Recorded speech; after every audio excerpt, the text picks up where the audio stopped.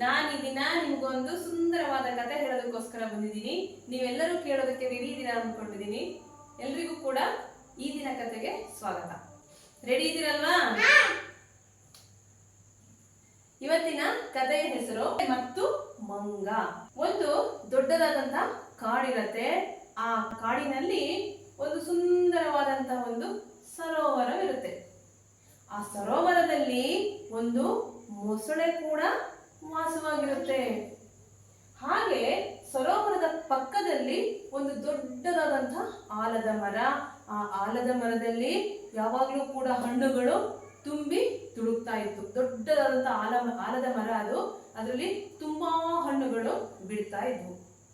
ಹಾಗೆ ಆ ಆಲದ ಮರದಲ್ಲಿ ಬಹಳಷ್ಟು ಮಂಗಗಳು ಸಹ ವಾಸವಾಗಿದ್ವು. ಅದರಲ್ಲಿ ಒಂದು ಮಂಗ ಮಾತ್ರ ಅದಕ್ಕೆ ಹೆಚ್ಚು ಎಲ್ಲೂ ಕೂಡ ಓಡಾಡ್ಲಿಕ್ಕೆ ಆಗೋದಿಲ್ಲ. ಸದಾ ಕಾಲ ಆ ಆಲದ ಮರದಲ್ಲಿ ಒಂದು ಮಂಗ ಪ್ರತಿದಿನ ಹಗಲು ರಾತ್ರಿ ಅಂದ್ರೆ ಅಲ್ಲೇ ಇರ್ತಾ ಇತ್ತು. ಕಾರಣ ಆ ಮಂಗನಿಗೆ ಕಾಲು ಪೆಟ್ಟಾಗಿತ್ತು. ಹೆಚ್ಚು ದೂರ ಓಡಾಡ್ಲಿಕ್ಕೆ ಅದಕ್ಕೆ ಆಗ್ತಾ ಇರೋದಿಲ್ಲ. ಹಾರ್ಲಿಕ್ಕೂ ಕೂಡ ಆಗೋದಿಲ್ಲ. ಆದ್ರಿಂದ ಎಲ್ಲಾ ಮಂಗಗಳು ಇಡೀ ವನವನ್ನ ಸುತ್ತಿ ಬಂದ್ರು ಕೂಡ ಆ ಮಂಗ ಮಾತ್ರ ಆಲದ ಮರದಲ್ಲಿಯೇ ಸದಾ ಕಾಲ ಇರ್ತಾ ಇತ್ತು. ಹಾಗೆ ಈಗಾಗ್ಲೇ ಹೇಳಿದ್ನಲ್ವಾ ನಾನು, ಸರೋವರದಲ್ಲಿ ಒಂದು ಮೊಸಳೆ ವಾಸವಾಗಿತ್ತು ಅಂತ ಹೇಳಿ. ಆ ಮೊಸಳೆ ನಿಧಾನವಾಗಿ ಏನ್ ಮಾಡತ್ತೆ, ಈ ಮಂಗನನ್ನ ಗೆಳೆತನ ಮಾಡ್ಕೊಳ್ಳುತ್ತೆ. ಪಾಪ ಮಂಗನಿಗೆ ಗೊತ್ತಿಲ್ಲ ಮೊಸಳೆ ಬುದ್ಧಿ ಹೇಗೆ ಅಂತ ಹೇಳಿ. ಮಂಗನಿಗೆ ಪ್ರತಿದಿನ ಮೊಸಳೆ ಕರೆದು ಮಾತಾಡಿಸ್ತಾ ಇತ್ತು. ನನಗೊಂದು ಹಣ್ಣು ಕೊಡು ಅಂತ ಹೇಳಿ ಕೇಳ್ತಾ ಇತ್ತು. ಅದೇ ರೀತಿ ಮಂಗ ಮೊಸಳೆ ಹಣ್ಣನ್ನ ತಿನ್ನುತ್ತೆ ಅಂತ ಹೇಳಿ ತೆವಳ್ಕಂತ ಅದಕ್ಕೆ ಹಣ್ಣನ್ನ ಕೊಟ್ಟು ಬರ್ತಾ ಇತ್ತು. ಆದ್ರೆ ಮೊಸಳೆ ಏನ್ ಮಾಡಿತ್ತು, ಇವತ್ತಲ್ಲ ನಾಳೆ ಎಲ್ಲಾ ಮಂಗಗಳು ಬೇರೆ ಕಡೆ ವನಕ್ಕೆ, ಬೇರೆ ಕಡೆ ಮರಗಳಿಗೆ ಹಣ್ಣು ಹಂಪಲು ತಿನ್ಲಿಕ್ಕೆ ಹೋದಾಗ ಈ ಮಂಗ ಒಂದೇ ಇರತ್ತೆ. ಇವತ್ತಲ್ಲ ನಾಳೆ ನಾನು ಏನ್ ಮಾಡ್ಬೇಕು, ಆ ಮಂಗನ್ನ ತಿನ್ಬಿಡ್ಬೇಕು ಅಂತ ಹೇಳಿ ಕಾಯ್ತಾ ಇತ್ತು. ಯಾರು? ಮೊಸಳೆ ಕಾಯ್ತಾ ಇತ್ತು. ಸರಿ, ಪ್ರತಿದಿನ ಹಣ್ಣನ್ನ ಕೇಳತ್ತೆ ಮಂಗ. ಅದೇ ರೀತಿಯಲ್ಲಿ ದೂರದಲ್ಲಿ ನಿಂತ್ಕೊಂಡು ಹಣ್ಣನ್ನ ಕೊಡತ್ತೆ. ಅದಕ್ಕೂ ಸ್ವಲ್ಪ ಭಯ ಇತ್ತು. ಆದ್ರೆ ಪ್ರತಿದಿನ ಏನ್ ಮಾಡತ್ತೆ, ಮೊಸಳೆ ಅದನ್ನ ನಿಧಾನವಾಗಿ ಮಾತಾಡಿಸಿ ತುಂಬಾ ಗೆಳೆತನ ಮಾಡ್ಕೊಂಡಿತ್ತು, ಫ್ರೆಂಡ್ಶಿಪ್ ಮಾಡ್ಕೊಂಡಿತ್ತು. ಹಾಗೆ ಒಂದಿನ ಹೇಳತ್ತೆ ಮೊಸಳೆ, ಈ ಆಲದ ಮರದಲ್ಲಿರೋ ಹಣ್ಣು ಯಾಕೋ ಸಿಹಿ ಇಲ್ಲ, ಸಪ್ಪೆ ಐತೆ. ಕೆಲವೊಂದು ಹಣ್ಣುಗಳಲ್ಲಿ ಸಣ್ಣ ಸಣ್ಣ ಹುಳಗಳಿದೆ, ನಿನಗೆ ಕಾಣಿಸ್ತಾ ಇಲ್ಲ ಅಂತ ಅನ್ಸುತ್ತೆ. ಈ ನದಿಯ ಆಚೆ ಒಂದು ದೊಡ್ಡದಾದಂತಹ ಆಲದ ಮರ ಇದೆ, ಮಾವಿನ ಮರ ಇದೆ, ಅಲ್ಲಿ ಬೇಕಾದಷ್ಟು ಹಣ್ಣು ಹಂಪಲುಗಳಿದೆ. ಆ ಕಡೆ ಯಾಕೆ ಹೋಗಿ ತಿನ್ಬಾರ್ದು ನೀನು ಅಂತ. ಏ ಗೆಳೆಯ, ಏನ್ ಹೇಳ್ತೀಯ ನೀನು?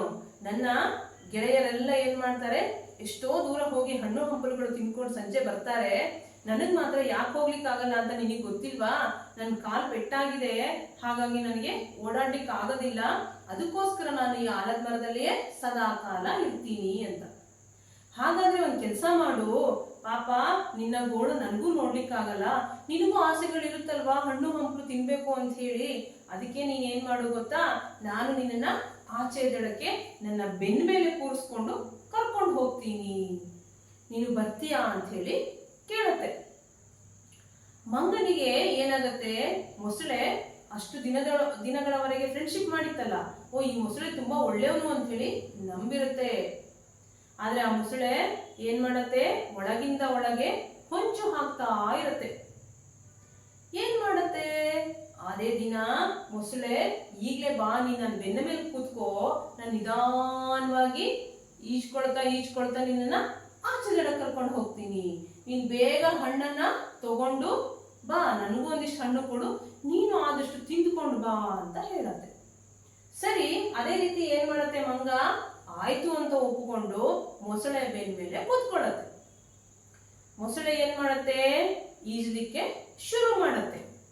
ಆ ಕಡೆ ಈ ಕಡೆ ಮಂಗಗಳು ಯಾರು ಕಾಣ್ತಾ ಇದಾರ ಅಂತ ಹೇಳಿ ನೋಡ್ಕೊಂಡು ಹೋಗ್ತಾ ಇರತ್ತೆ ಮೊಸಳೆ. ಹೋಗ್ತಾ ಇರ್ಬೇಕಾದ್ರೆ ಏನ್ ಮಾಡತ್ತೆ, ನಿಧಾನವಾಗಿ ಸ್ವಲ್ಪ ಹುಡುಕ್ತಾ ಬರತ್ತೆ. ಆಗ ಮಂಗಣ್ಣ ಕೇಳ್ತಾನೆ, ಯಾಕೆ ಮೊಸಳೆ ಅಣ್ಣ ನೀನು ಈ ಒಳಗಡೆ ನೀರ್ ಒಳಗೆ ಹೋಗ್ತಾ ಇದೆಯಲ್ಲ, ಯಾಕೆ ಅಂತ. ಹಾಗೇನಿಲ್ಲ, ನೀನ್ ಕರೆಕ್ಟಾಗಿ ಕೂತ್ಕೋ ಅಂತ ಹೇಳಿ ಮೊಸಳೆ ಹೇಳತ್ತೆ. ಮತ್ತೆ ಏನ್ ಮಾಡುತ್ತೆ, ಸ್ವಲ್ಪ ದೂರ ಹೋಗ್ತಾ ಇದ್ದಾಗೆ ಬಾಲದಲ್ಲಿ ಹೊಡೆಯುತ್ತೆ. ಅಂದ್ರೆ ಮಂಗ ಕೆಳಗ್ ಬೀಳಿ ನಾನು ನನ್ನ ಬಾಯೊಳಗೆ ಹಾಕೊಂಡ್ಬಿಡೋಣ ಅಂತ. ಆಗ ಕೇಳತ್ತೆ ಮಂಗ ಕೇಳತ್ತೆ, ಯಾಕೆ ಮೊಸಳೆಯನ್ನ ನೀನ್ ಬಾಲದಲ್ಲಿ ಹೊಡೆದೆ, ನನಗೆ ಕಾಲ್ ಬೇರೆ ನೋವಿದೆ, ನೀನ್ ಹಾಗೆ ಮಾಡ್ಬೇಡ ಅಂತ. ಇಲ್ಲ, ನನ್ಗೇನೋ ಕಚ್ಚಿದಂಗಾಯ್ತು, ಅದಕ್ಕೆ ಬಾಲದಲ್ಲಿ ಹೊಡೆದೆ ಅಂತ ಹೇಳುತ್ತೆ. ಯಾರು ಹೇಳೋದು? ಮೊಸಳೆ ಹೇಳುತ್ತೆ. ಯಾರಿಗೆ? ಮಂಗನಿಗೆ. ಯಾರ ಬೆನ್ ಮೇಲೆ ಮಂಗ ಕೂತಿದೆ? ಮೊಸಳೆ ಬೆನ್ನ ಮೇಲೆ ಮಂಗ ಕೂತಿದೆ. ಮೊಸಳೆ ಎಲ್ಲಿ ಕರ್ಕೊಂಡು ಹೋಗ್ತಾ ಇದೆ ಮಂಗನ್ನ? ತಿನ್ನಕ್ಕೆ. ಏನ್ ತಿನ್ನಕ್ ಕರ್ಕೊಂಡು ಹೋಗ್ತಿದೆ?